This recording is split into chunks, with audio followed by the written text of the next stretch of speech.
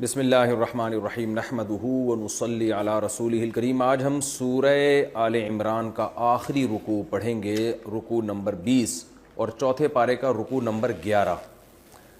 حسب معمول اس رکوع کا سب سے پہلے لفظی ترجمہ، پھر تفسیر اور جو نکات ہمیں ملتے ہیں وہ انشاءاللہ بیان کریں گے۔ اعوذ باللہ من الشیطان الرجیم، بسم اللہ الرحمن الرحیم۔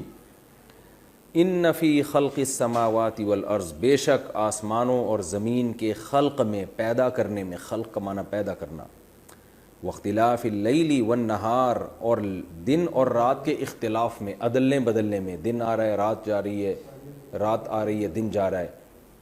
لآیات، لام تاکید کے لیے، آیات بڑی بڑی نشانیاں، تنوین تعظیم کے لیے بھی ہوتی ہے، بڑی بڑی نشانیاں ہیں۔ لقوم، ان لوگوں، لأولی الالباب، لی کا معنی لیے، اولی کا معنی والے، اولو المال، مال والا، اولی بھی آتا ہے اولو بھی آتا ہے، لأولی الالباب، لب والوں کے لیے، لب کہتے ہیں مغز کو، بہترین عقل، خالص عقل کو، الباب اس کی جمع، تو بہت یعنی ذہین لوگوں کے لیے، عقل مندوں کے لیے اس میں بڑی بڑی نشانیاں ہیں۔ الذین، یہ وہ عقل مند لوگ ہیں، یذکرون اللہ، جو اللہ کو یاد رکھتے ہیں، قیاماً، کھڑے ہوئے حالت میں بھی، جب کھڑے ہوتے ہیں قائم کی جمع قیام، وقعوداً، اور بیٹھی ہوئی حالت میں بھی، جب بیٹھے ہوئے ہوتے ہیں قاعد، بیٹھنے والا، قعود اس کی جمع، وعلی جنوبہم، اور اپنے پہلوؤں کے بل بھی۔ جنب عربی میں کہتے ہیں پہلو کو، قرآن میں آتا ہے نا والصاحب بالجنب، جو پہلو میں رہنے والا ہے اس کا بھی خیال کرو، تو جنوب اس کی جمع، اور یہ مشرق مغرب شمال جنوب کو بھی جنوب کہتے ہیں، ایک سائڈ پہ ہے وہ، تو جنب کی جمع جنوب، جو اپنے پہلوؤں کے بل یعنی لیٹے ہوئی حالت میں بھی۔ وَيَتَفَكَّرُونَ، اور تفکر، فکر کہتے ہیں سوچنا، تفکر تکلف سے سوچنا، خوب غور و فکر کرتے ہیں، فی خلق السماوات والارض، آسمانوں اور زمینوں کی پیدائش میں۔ ربنا، پھر کہتے ہیں، یقولون یہاں محذوف ہے، جب یہ غور کرتے ہیں تو پھر کیا کہتے ہیں؟ ربنا، اے ہمارے رب، ما خلقتا، نہیں پیدا کیا تو نے، ہذا، یہ سب کچھ، باطلا، بیکار، سبحانک، تو ہر عیب سے پاک ہے، فقینا، فا کا معنی تو، قی کا معنی بچا، قی اصل میں کیا تھا پہلے بھی بتا چکا ہوں، یہ فا قی نا تین الگ الگ لفظ ہیں یہ۔ فا کا معنی تو ہے، قی کیا ہے اصل میں تھا وقا یا یوقیو، اس کا معنی ہوتا ہے بچانا، ضرب یضرب کی طرح، تو توقیو، تو بچائے گا۔ اور امر اس کا کیسے آتا ہے؟ جیسے تضریبو میں آپ تا کو حذف کریں اور شروع میں الف لے آئیں تو بنے گا اضرب۔ توقیو میں آپ تا کو توقیو کو پڑھا جاتا ہے تقیو، واو کو حذف کر دیا جاتا ہے، کیونکہ واو الف اور یا میں نے بتایا نہیں حذف ہوتے رہتے ہیں، تو پڑھا جاتا ہے تقیو، اور تقیو کو پڑھا جاتا ہے تقی، یو بھی نہیں پڑھا جاتا، تقی، یعنی یو کے پیش کو بھی غائب کر دیتے ہیں، تقی۔ اب تقی سے جب امر بنائیں گے تو تا کو ہٹائیں گے تو کیا بن جائے گا؟ قی۔ پہلا لفظ چونکہ ساکن نہیں ہے اس لیے شروع میں الف نہیں لا رہے، اضرب میں تو پہلا لفظ ساکن ہوتا ہے نا، اس لیے الف لے کر آتے ہیں، یہاں پہلا لفظ ساکن نہیں ہے تو قی۔ اب جب قی لے کر آئے تو آخر لفظ کو ہم نے ساکن بھی کرنا ہوتا ہے، جیسے اضرب میں آخر ساکن ہے، یہاں یا پہلے سے ہی ساکن ہے تو اس کو حذف ہی کر دیتے ہیں پھر، کہ اب ساکن کو مزید ساکن تو کر نہیں سکتے، تو پڑھا جاتا ہے قی۔ تو یہ آرڈر کا جو صیغہ ہے نا یہ ہے قی، قی کا معنی بچا، تو یہ لفظ قرآن میں استعمال ہوا ہے، جیسے ربنا آتنا فی الدنیا حسنۃ وفی الآخرۃ حسنۃ وقینا عذاب النار، واو کا معنی اور، قی کا معنی بچا، نا کا معنی ہمیں، عذاب النار، آگ کے عذاب سے۔ تو یہ بڑی دلچسپ اس کی ایک ترکیب ہوتی ہے، توقیو نا تھا، اس سے امر بنا قی۔ تو یہ عربی کی آپ دیکھیں یہ کتنی شارٹ زبان ہے، یہ بھی آپ اس میں غور کریں۔ سبحانک، اے اللہ تو ہر عیب سے پاک ہے، فقینا، پس بچا لے تو نہ ہم کو، عذاب النار، آگ کے عذاب سے۔ ربنا، اے ہمارے رب، انکا، بے شک تو، من تدخل النار، من کا معنی جو، تدخلو، ادخل یدخلو، داخل کرنا، تدخل النار، جس کو تو آگ میں داخل کرے، فقد، تحقیق، اخزیتہ، تو نے اس کو رسوا کر دیا۔ اخزا، یخزی، اخزا یا یخزیو کی طرح، اکرما یکرمو کی طرح، اس کا معنی رسوا کرنا، تو نے اس کو رسوا کر دیا۔ وما للظالمین، اور نہیں ہے ایسے ظالموں کے لیے، من انصار، کوئی مددگار۔ ربنا، اے ہمارے رب، اننا، بے شک ہم نے، سمعنا سنا ہم نے، منادین ایک منادی کو، نادا ینادی مناداتن، اصل میں تھا نادا یا ینادیو منادیتن، زاربا یزاربو مزاربتن کی طرح، اس کا معنی پکارنا، ندا سے نکلا ہے، ندا تو منادی پکارنے والا، مزارب جیسے اس میں فاعل آتا ہے نا، منادی پکارنے والا، اے ہمارے رب بے شک ہم نے سنا، منادین ایک پکارنے والے کو، ایک کا لفظ میں تنوین سے کر رہا ہوں، اگر ہوتا المنادی تو پکارنے والا، منادین تنوین آ رہی ہے، ایک پکارنے والا یا کوئی پکارنے والا، اے ہمارے رب ہم نے سنا، منادین ایک پکارنے والا، ینادی جو پکار رہا تھا، ندا یعنی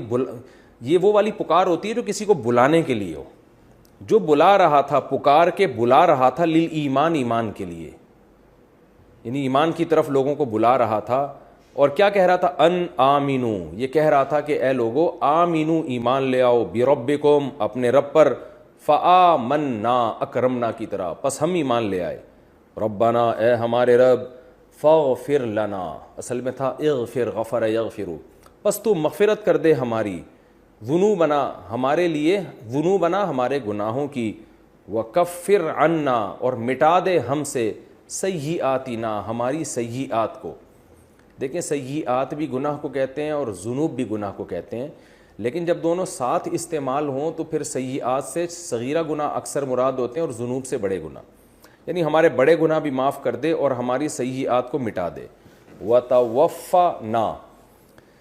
توفیا یتوفیو توفین تھا اصل میں، تکلفا یتکلفو تکلفن، تو توفا کا معنی وصول کر لے، امر کا صیغہ ہے، تکلف جیسے تتکلفو سے امر بنائیں گے تکلف بنے گا، حرف شروع میں تا کو حذف کریں گے، تو وتوفا اور موت دینا تو ہمیں، وصول کرنا تو ہمیں، مال ابرار نیک لوگوں کے ساتھ، یعنی جب ہمیں تو موت دے، وفات دے تو نیک لوگوں کے میں شامل کر کے وفات دینا۔ ربنا اے ہمارے رب، وآتینا، آتینا اصل میں تھا اتینا، اکرمنا کی طرح، اکرم امر کا صیغہ ہے، اور تو عطا کر ہمیں، ماں وہ چیزیں دے ہمیں، وعدتا نا اصل میں تھا وعدتا، ضربتا کی طرح ملا کے پڑھتے ہیں وعدتا،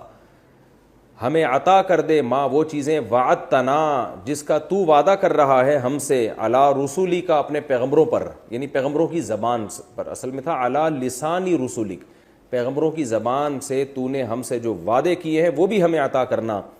ولا تخزینا، اخزا یخزی اخزاء رسوا کرنا، لا تخزینا اور ہمیں رسوا مت کرنا، یوم القیامہ قیامت کے دن، انک لا تخلف المیعاد بے شک تو وعدے کی خلاف ورزی نہیں کرتا۔ فاستجاب لہم، اللہ کہتا ہے استجابہ، یہ لفظ پہلے بھی آ چکا ہے، اصل میں تھا استجوابا، جواب دینا کسی کو، کسی کی پکار سن لینا، فاستجاب لہم، اللہ فرماتے ہیں سن لی ان کے لیے، ربہم ان کے رب نے، ان کی پکار رب نے سن لی ہے، انی کیسے سن لی ہے کہ بے شک میں، لا اضیع نہیں ضائع کروں گا، یہ بہت اہم رکوع ہے، بڑا اس میں ایک روحانیت ہے، اضاع یضیع اضاعتاً ضائع کرنا، اضواع یضوع اضواعاً کی طرح، لا اضیع میں ضائع نہیں کروں گا، عمل عامل،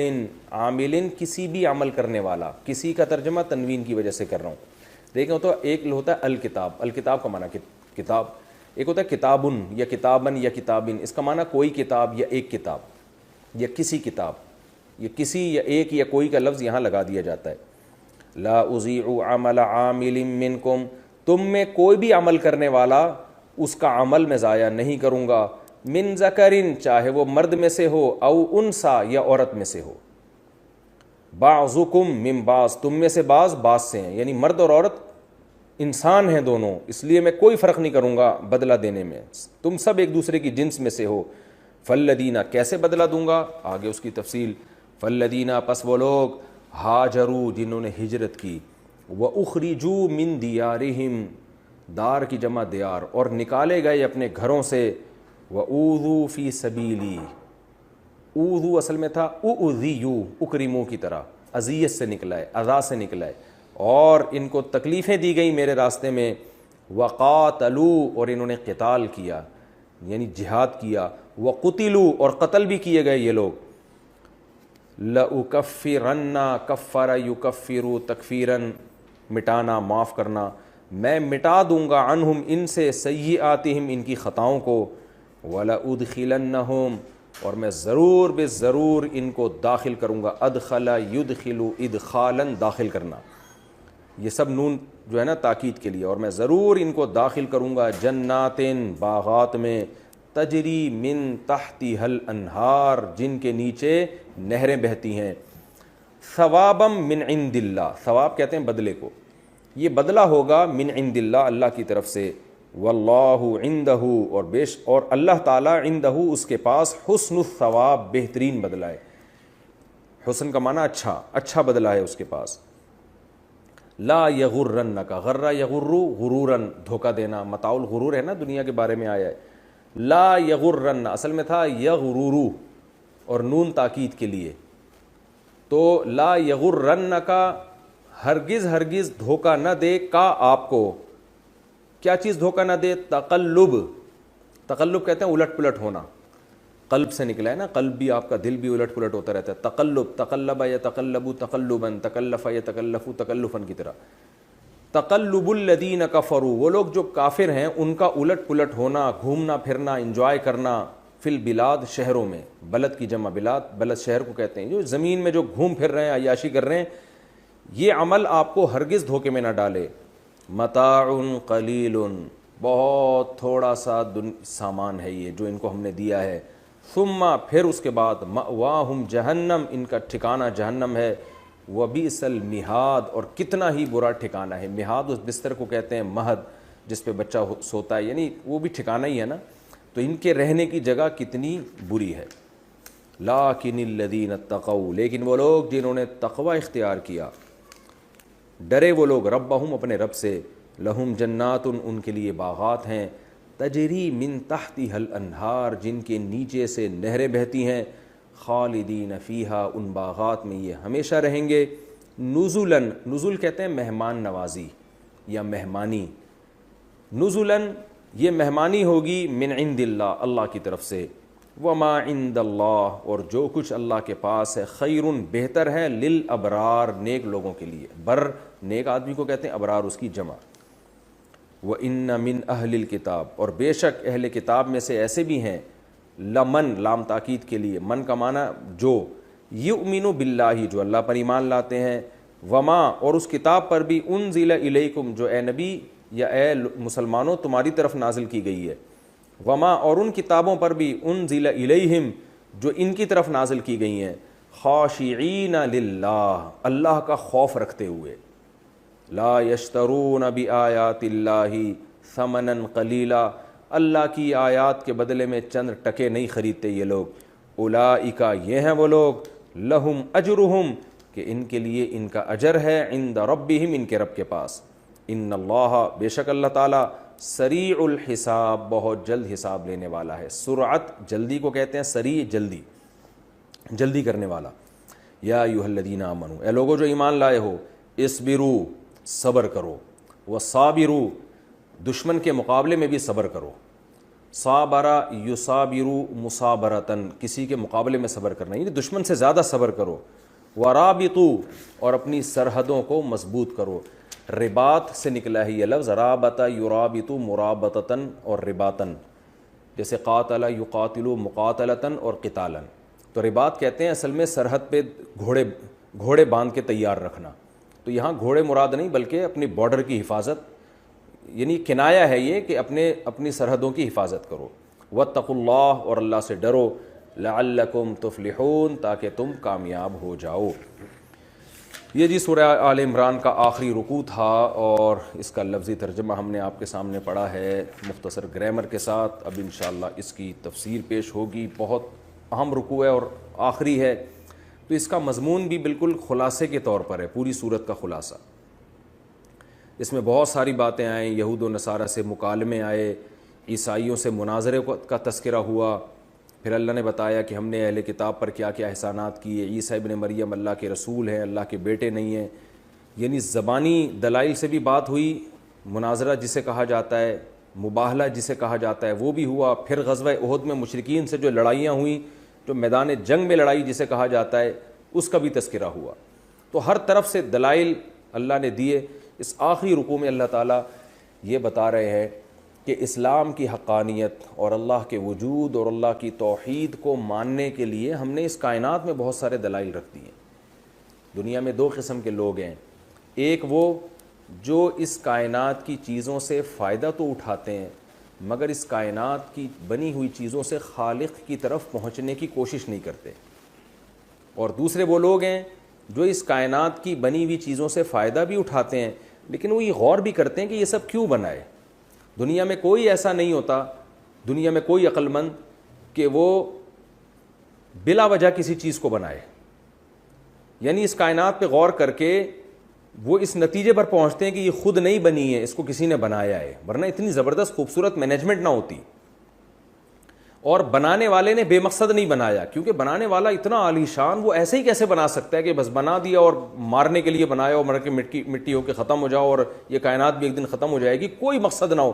تو یہ نہیں ہے. یقیناً اس کائنات کا کوئی مقصد ہے, اور وہ مقصد کیا ہے بنانے والا ہی بتائے گا. وہ مقصد ہے انسان کی آزمائش. اور جب انسان کی آزمائش مقصد ہے تو ایسا ہو نہیں سکتا کہ کسی کو آزمایا جائے اور آزمائش کے بعد کامیابی اور ناکامی کا اعلان نہ کیا جائے. تو اللہ فرماتے ہیں کہ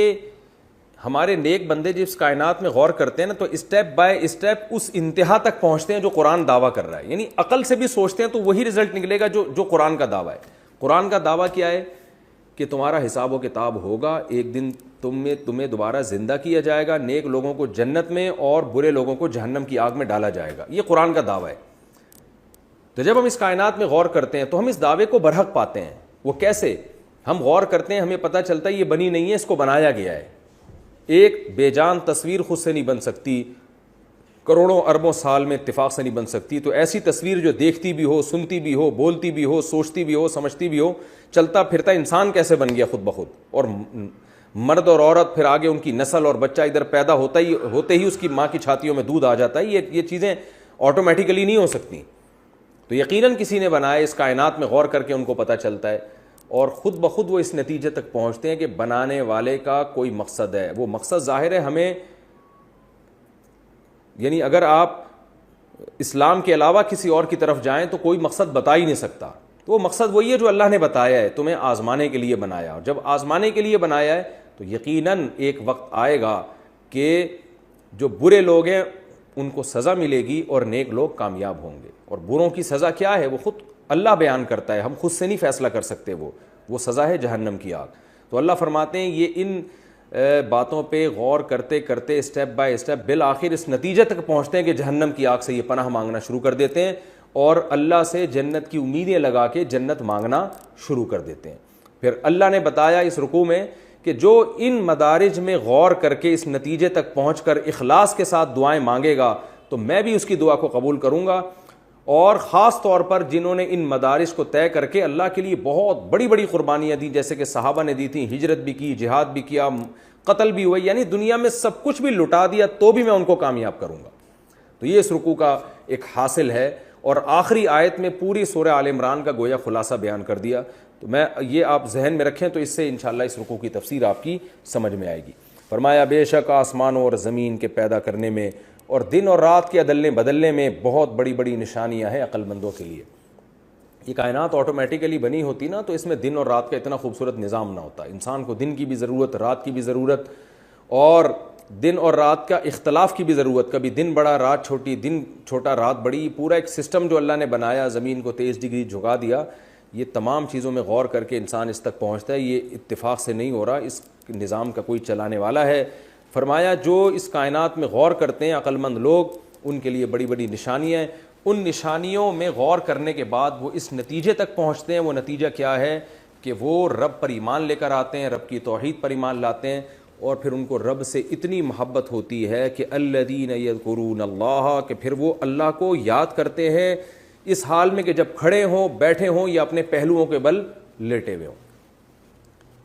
جبکہ دنیا پرست آدمی کیا کرتا ہے, وہ دنیا کو صبح و شام یاد کرتا ہے, اللہ اس کی ڈکشنری میں ہے ہی نہیں. لیکن جو نیک لوگ ہیں جو اس کائنات سے اللہ تک پہنچتے ہیں, وہ کیا کرتے ہیں, ان کو اللہ سے اتنی محبت کہ وہ ہر حال میں, یہ کنایا ہے لیٹے بیٹھے چلتے, یہ کنایا ہے، یہ مطلب نہیں کہ جب کھڑے ہوتے ہیں تو یاد کرتے ہیں جب بیٹھتے ہیں، بلکہ یہ کنایا ہے کہ ہم کہتے ہیں نا اس کا تو صبح شام یہی کام ہے، لیٹے اٹھتے بیٹھتے یہی کر رہا ہے، تو مطلب ہر وقت وہ اللہ کو یاد کرتے ہیں۔ وعلیٰ جنوبہم، اور اپنے پہلوؤں کے بل بھی، کیونکہ سونے کا جو نیچرل طریقہ ہے یا سنت طریقہ ہے وہ چت لیٹنا یا اوندا لیٹنا نہیں بلکہ پہلو کے بل ہے۔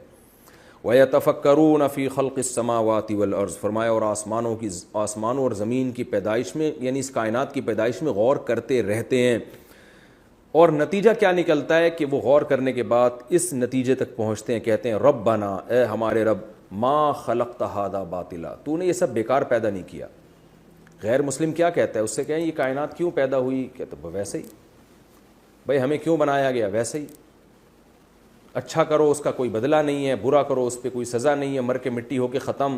تو اللہ فرماتے ہیں ہمارے نیک بندے اس کائنات میں غور کر کے اس نتیجے تک پہنچتے ہیں کہ وہ اپنے رب کو پکارتے ہیں اور کہتے ہیں ما خلقت ھذا باطلا، اے اللہ تو نے ایسے ہی بیکار پیدا نہیں کیا،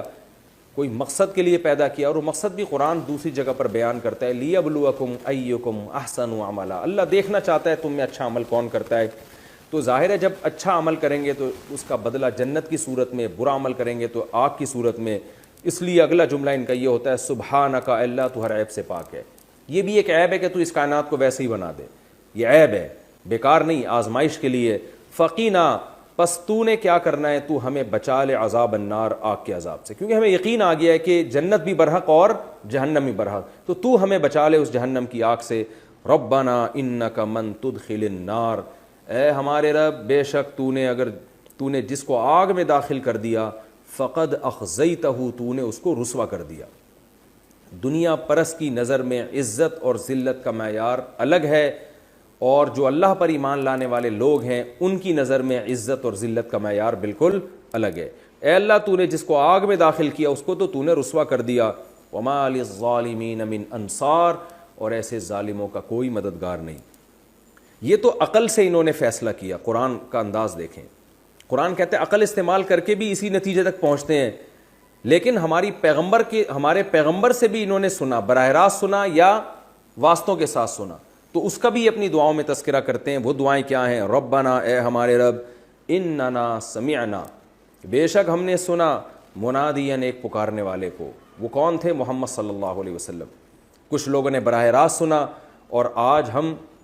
15ویں صدی میں بہت سارے واسطوں کے، کیونکہ خبر متواتر بھی یقین کا فائدہ دیتی ہے، لاکھوں لوگ یہ بات نقل کرتے آ رہے ہیں کہ عرب میں ایک شخص پیدا ہوئے جن کا نام محمد ابن عبداللہ، انہوں نے یہ دعویٰ کیا کہ ان بتوں کی عبادت چھوڑ کر ایک خدا کی طرف آؤ، اس خدا کی یہ احکام ہے، وہ ان چیزوں کو پسند کرتا ہے، ان چیزوں سے ناراض ہوتا ہے۔ تو اے ہمارے رب، ہم نے سنا منادی، ایک پکارنے والا، ینادی للایمان، لوگوں کو تیری ذات پر ایمان کے لیے بلا رہا تھا، ان آمنوا بربکم، اور لوگوں سے کہہ رہا تھا اے لوگو اپنے رب پر ایمان لے آؤ۔ فآمنا، تو اے اللہ ہم نے اس پکارنے والے کی پکار پر لبیک کہا، اور ہم محمد ابن عبداللہ صلی اللہ علیہ وسلم کی دعوت کو سن کے ان کی دعوت پر ہم ایمان لے آئے، ہم ان کے انکار کرنے والے نہیں بنے۔ تو چونکہ وہ تیرے پیغمبر، دلائل سے تو نے ثابت کیا کہ وہ تیرے پیغمبر ہیں، ہم نے ان کی دعوت، ہم یعنی اس کائنات میں غور کر کے عقل سے بھی اس نتیجے تک پہنچے، اور تیرے سفیر کی باتوں پر بھی ہم ایمان لے آئے، تیرے رسول کی باتوں پر بھی۔ ربنا فاغفر لنا، پس اے ہمارے رب تو ہمارے گناہوں کو معاف کر دے۔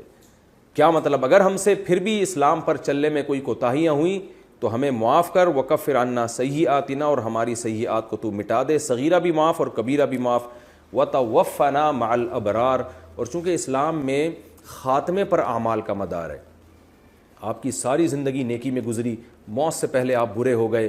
تو احادیث میں آتا ہے کہ آپ کا شمار برے لوگوں میں ہوگا۔ آپ کی ساری زندگی گناہوں میں گزری، موت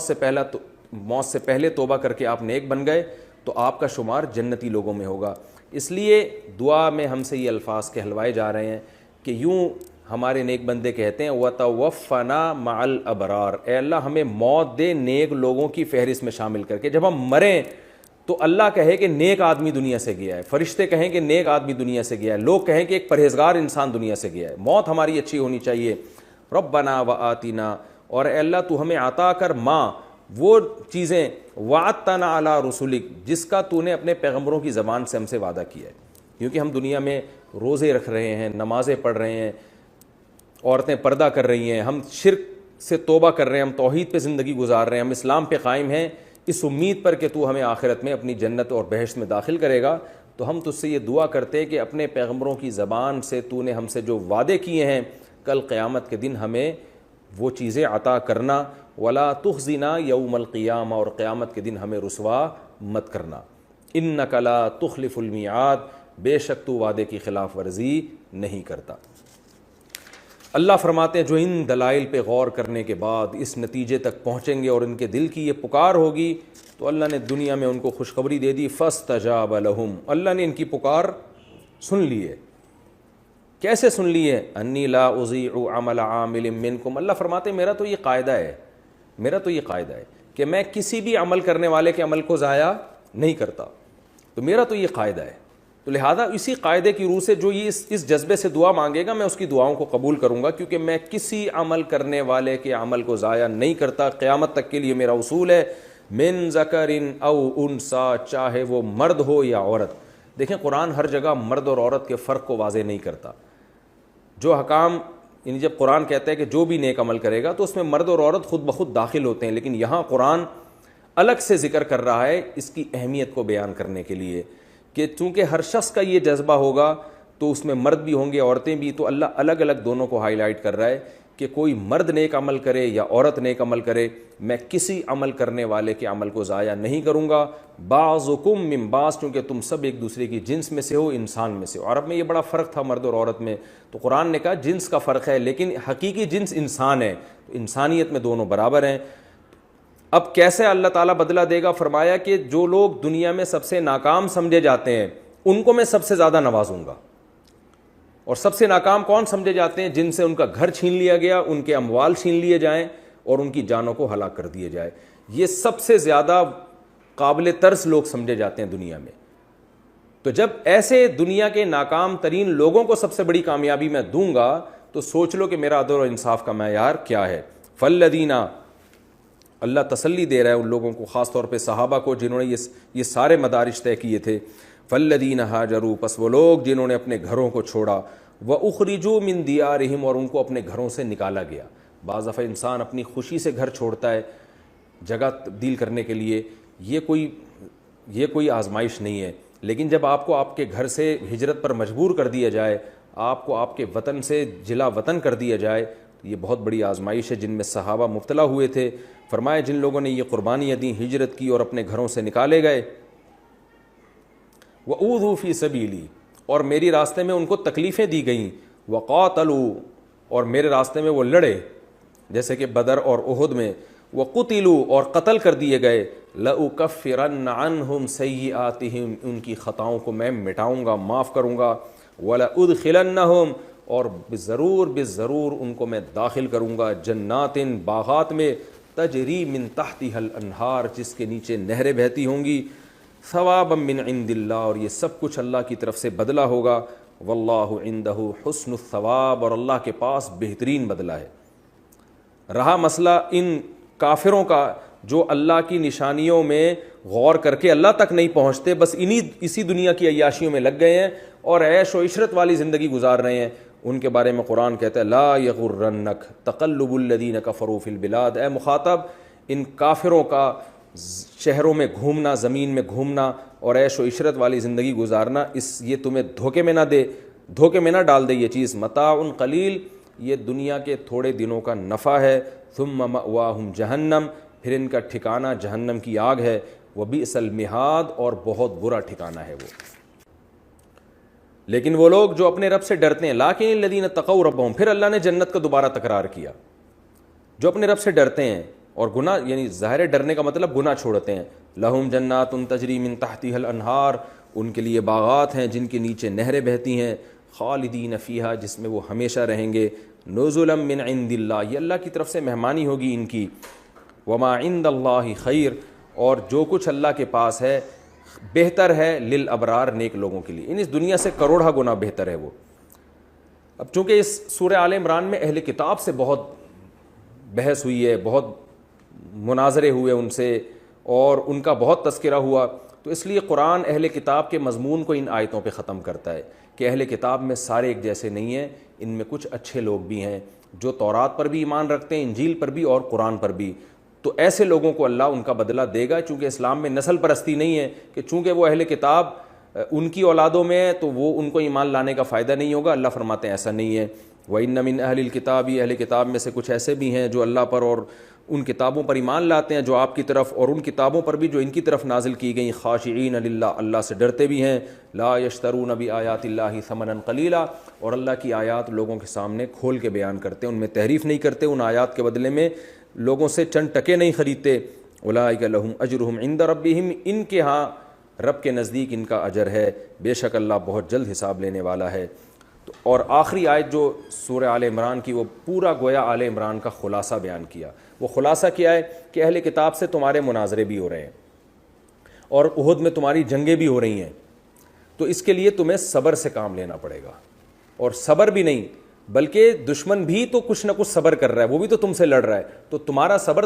دشمن کے مقابلے میں زیادہ ہونا چاہیے. اور تیسری چیز, تمہیں اپنی سرحدوں کی بھی حفاظت کرنی پڑے گی, جس کو رابطوں میں ذکر کیا, کیونکہ احد کی لڑائی بھی ہوئی تھی. تو سرحد کی حفاظت ظاہری طور پر بھی اور معنوی بھی. ظاہری حفاظت کیا ہوگی کہ بارڈر پہ تمہیں مجاہدین کو بٹھانا پڑے گا, لڑنا پڑے گا, تمہیں ڈیفنس کا پورا خیال کرنا پڑے گا, جو بھی مادی اسباب ہوتے ہیں. اور باطنی حفاظت کیا, نظریاتی جنگ بھی تمہیں لڑنی پڑے گی, دلائل کی دنیا میں بھی تمہیں ان پہ غالب آنا پڑے گا, تاکہ اسلام کی نظریاتی سرحدوں کی بھی حفاظت ہو اور اسلام کی مادی سرحدوں کی بھی حفاظت ہو. تو یہ دونوں کام تمہیں کرنے پڑیں گے. اس پر اس آیت پہ اللہ تعالیٰ نے سورہ آل عمران کو ختم کیا. یا ایھا الذین آمنوا, اے لوگو جو ایمان لائے ہو, اصبروا, صبر سے کام لو, وصابروا, اور دشمن کے مقابلے میں تم زیادہ صبر کرو, ورابطوا, اور سرحدوں کی حفاظت کرو. اسلام کی جو سرحد ہے, چاہے مادی ہو یا نظریاتی ہو, نظریاتی سرحد کی حفاظت ہوتی ہے دلائل کی دنیا میں ڈیبیٹ کر کے, بحث کر کے, اور مادی سرحدوں کی حفاظت ہوتی ہے اپنے ڈیفنس کو مضبوط کرو. اعدوا لهم ما استطعتم من قوة, جیسے قرآن میں دوسری جگہ پر آتا ہے کہ ان کے خلاف قوت جمع کرو. واتقوا اللہ, اور عمل میں بھی مضبوط رہو, اللہ سے ڈرو. لعلکم تفلحون, تاکہ تم کامیاب ہو جاؤ. تو ہر قسم کی کامیابی اس پروسیس سے گزرنے کے بعد تمہیں ملے گی. یہ تو سورہ آل عمران کا آخری رکوع تھا جس کی ہم نے تفسیر آپ کے سامنے پیش کی, اور بہت ہی وجد آفرین آیتیں ہیں یہ, کہ اگر انسان اس کو ایمانی کیفیت کے ساتھ پڑھے سنے تو انسان کو وجد آتا ہے. یہ وہ آیات ہیں, ان فی خلق السماوات والارض واختلاف اللیل والنہار. حدیث میں آتا ہے کہ آپ صلی اللہ علیہ وسلم جب تہجد کے لیے اٹھتے تو آسمان کی طرف دیکھ کر ان آیات کی تلاوت کیا کرتے تھے کہ بے شک زمین اور آسمان کی پیدائش میں اور دن اور رات کے عدل بدلے میں عقل مندوں کے لیے بڑی بڑی نشانیاں. تو آپ اس کائنات کی وسعت کی طرف دیکھ کر یہ آیات تلاوت کیا کرتے تھے. تو یہ سنت عمل کرنا چاہیے. اس میں ہمیں علمی نکات کیا ملتے ہیں؟ پہلی بات تو یہ کہ ہمیں اللہ نے غور و فکر کا حکم دیا ہے. دیکھیں سائنسدان بھی اس کائنات میں غور و فکر کرتے ہیں, مگر اللہ کی طرف پہنچنے کے لیے نہیں بلکہ مادی ترقی کے لیے. تو اس سے مادی ترقی ہوتی ہے, فائدہ ہوتا ہے, اس کا بھی کوئی انکار نہیں کر رہا کہ وہ بھی غلط نہیں ہے. لیکن قرآن جو آپ کو غور کرنے کا حکم دے رہا ہے وہ اس لیے تاکہ آپ اس کائنات کے ذریعے بنانے والے تک پہنچیں اور اس کائنات کے ذریعے اس بنانے والے کے وجود پر ایمان لے کر آئیں اور اس سے محبت کریں کہ وہ ہماری کیسی خدمت کر رہا ہے. اس کی میں اکثر ایک مثال دیتا ہوں کہ دودھ پہ جب کوئی میڈیکل سائنس سے وابستہ ڈاکٹر محنت کرتا ہے تو دودھ میں یہ ریسرچ کرتا ہے کہ یہ اس میں کتنا کیلشیم ہے اور باقی چیزیں کتنی ہیں, فیٹ کتنا ہے. لیکن قرآن کیا کہہ رہا ہے, وَإِنَّ لَكُمْ فِي الْأَنْعَامِ لَعِبْرَةً, تمہارے لیے جانوروں کے دودھ میں عبرت کا سامان ہے. نُسْقِيكُم مِّمَّا فِي بُطُونِهِ مِن بَيْنِ فَرْثٍ وَدَمٍ لَبَنًا خَالِصًا سَائِغًا لِّلشَّارِبِينَ. کیسے سوکھا چارہ کھلا کے ہم تمہیں حلق میں پھسلنے والا دودھ پلاتے ہیں اور کیسا لذیذ ہوتا ہے وہ. تو یہ کیا مطلب؟ قرآن کہہ رہا ہے یہ دودھ کوئی خدا ہے جس نے اس جانور کو پیدا کیا جو سوکھا چارہ کھاتی ہے اور ایسا سفید دودھ پیدا کرتی ہے تمہارے لیے, تو اس خدا پر ایمان لے کر آؤ. تو اس کائنات میں غور کرنے کی فضیلت ہے, اور اس کائنات میں غور کر کے پہنچنا کہاں تک ہے؟ اللہ تک. میں اکثر ڈاکومنٹریز دیکھتا ہوں جانوروں کی, تو گورے جو ڈاکومنٹری بناتے ہیں اور عرب جو ڈاکومنٹری بناتے ہیں ان میں بڑا فرق ہوتا ہے. گورے جب ڈاکومنٹری بناتے ہیں تو پرندوں کے بارے میں معلومات ہوتی ہیں, جانوروں کے بارے میں معلومات, کہیں بھی یہ نہیں آتا کہ سبحان اللہ کیسا خدا نے اس کو بنایا ہے, کیا تتلی کے پروں میں کیسے خوبصورت رنگ, بس وہ رنگوں کی قسمیں بیان کر رہا ہوگا گورا. لیکن جب آپ عربوں کی ڈاکومنٹری دیکھیں تو چونکہ وہ مسلمان ہیں تو وہ بار بار اس سے متعلق قرآن کی آیات سنا رہے ہوتے ہیں، بار بار اللہ کی حمد و ثنا کر رہے ہوتے ہیں کہ کیسا قدرت نے اس کو ایک نظام دیا، اس جانور کو کیسا خوبصورت بنایا، یہ پرندہ کیسے گھونسلہ بنا رہا ہے، اس کو کس نے سکھایا یہ سب کچھ۔ تو یہ فرق ہوتا ہے ایک مسلمان میں اور ایک غیر مسلم میں۔ تو یہ بہت اہم آیت ہے، صبح تہجد میں اس کی تلاوت، یہ جو یہاں تک انک لا تخلف المیعاد، یہاں تک سنت عمل ہے کہ صبح تہجد میں اٹھ کے آسمان کی طرف دیکھ کر ان آیتوں کی تلاوت کی جائے۔ اور ایک انگریز کا واقعہ بھی میں یہاں سنانا مناسب سمجھتا ہوں۔ ڈاکٹر محمود غازی صاحب ایک بڑے اسکالر گزرے ہیں، بہت اللہ نے ان کو علم سے نوازا تھا۔ انہوں نے ایک واقعہ لکھا ہے کہ گورے نے کہا کہ میں اسلام لانا چاہتا تھا لیکن کچھ مجھے شکوک و شبہات تھے، تو ایک دن کیا ہوا، میں نے اللہ سے دعا مانگی، میں نے کہا اللہ تو مجھے اگر اسلام برحق مذہب ہے تو ابھی مجھے کوئی اچھمبے کی چیز دکھا دے، تو کوئی ایسی بڑی نشانی دکھا دے جس سے مجھے یقین آ جائے کہ اسلام برحق ہے۔ کہہ رہے میں نے یہ کہا اور میں نے قرآن کھولا تو فوراً یہ آیت میرے سامنے آئی، ان فی خلق السماوات والارض واختلاف اللیل والنہار لآیات لأولی الالباب، کہ آسمانوں اور زمینوں کی پیدائش، دن رات کے عدلنے بدلنے میں بڑی بڑی نشانی عقل مندوں کے لیے۔ کہتا مجھے ایسا لگا کہ جیسے اللہ نے مجھے نصیحت کی ہے کہ تو ایک نشانی کی بات کرتا ہے، اس کائنات میں تو کروڑوں نشانیاں ہیں، اتنی نشانیاں دیکھ کے بھی تو ایمان نہیں لائے گا۔ کہتے جیسے ہی میں نے یہ آیت پڑھی تو میں نے کلمہ پڑھ کے اسلام قبول کر لیا۔ تو عقل مند کے لیے ایک نشانی بھی کافی ہے، اور جن کی دل پہ گمراہی کہ جو ہے نا مہر لگ چکی ہے، ان کے لیے کروڑوں نشانیاں بھی ان کے لیے ناکافی ہیں۔ تو ہمیں بھی اس طرح دعا مانگنی چاہیے، اللہ سے جنت مانگنی چاہیے، اور اللہ سے ہمیں جہنم کی آگ سے پناہ مانگنی چاہیے۔ پھر اسی آیت میں اللہ تعالیٰ نے جو لوگ اللہ کے لیے قربانیاں دیتے ہیں، ہجرت کرتے ہیں، جہاد کرتے ہیں، اللہ کے راستے میں ان کو ستایا جاتا ہے، ان کے فضائل بیان کیے، اور اس کا سب سے پہلا مصداق صحابہ کرام ہے، جو غزوہ احد میں اتنے لوگ جانیں بھی دے چکے تھے، اتنے زخمی بھی ہو چکے تھے، اور گھروں میں بھی ان کے چولہے بہت سے لوگوں کے بند ہو گئے، حدیث میں اس کی بڑی تفصیل ملتی ہے، فقر اور مسکنت میں چلے گئے، کیسی ان لوگوں نے قربانیاں دیں۔ تو ہمیں یہ پتہ چلتا ہے کہ ان لوگوں کی اگر کوئی کوتاہی ہمارے سامنے آتی ہے تو ہم اس کی تعویل کریں، تعویل نہیں ہو سکتی تو ہم یہ کہیں کہ ان غلطیوں کے باوجود بھی وہ اللہ کے محبوب تھے، کیونکہ ان کی نیکیاں ان کی برائیوں سے بہت زیادہ ہیں۔ آج یوٹیوب پہ، سوشل میڈیا پہ صحابہ کرام کے خلاف بولنے والے آپ کو بہت ملیں گے، بس 5-6 صحابہ جو اہل بیت میں سے ان کو مستثنیٰ کیا ہوا ہے، باقی ہر ایک کے اعمال میں وہ عیب تلاش کرتے ہیں۔ یہ لوگ اسلام کے ساتھ مخلص نہیں ہیں، یہ اللہ کے محبوب لوگ نہیں ہیں۔ ہم تمام صحابہ سے جو بھی نبی کے ساتھ دیا، جن لوگوں نے بھی، ہم ان سب سے محبت کو ایمان کا حصہ سمجھتے ہیں۔ اور ان آیات میں اس کی بھی اہمیت بیان کی گئی کہ کبھی بھی اللہ کے دشمنوں کی ترقی دیکھ کر ہمیں دھوکے میں نہیں آنا چاہیے۔ متاع قلیل، یہ دنیا کا تھوڑا سا سامان ہے جو ختم ہو جائے گا، اور آخر میں یہ جو اللہ نے حکم دیا کہ اپنی سرحدوں کو مضبوط کرو، صبر سے کام لو، نظریاتی سرحدیں بھی اور مادی سرحدیں بھی یہ محفوظ ہونی چاہیے، اس کو بھی ہمیں فوکس کرنے کی ضرورت ہے۔ آج مسلمانوں کا ڈیفنس کمزور ہو چکا ہے، طاقت اختیار کرنے کا اللہ نے ہمیں حکم دیا۔ اللہ تعالی ہمیں سمجھنے کی، عمل کی توفیق عطا فرمائے۔ سورہ آل عمران ختم ہو گئی، اب انشاءاللہ اگلے ایپیسوڈ میں ہم سورہ نساء شروع کریں گے، اور سورہ نساء جو ہے وہ اس کا پہلا رکوع ہوگا، اور سورہ یعنی اور چوتھے پارے کا، ایک مجھے ذرا یہ پڑھنے دیں،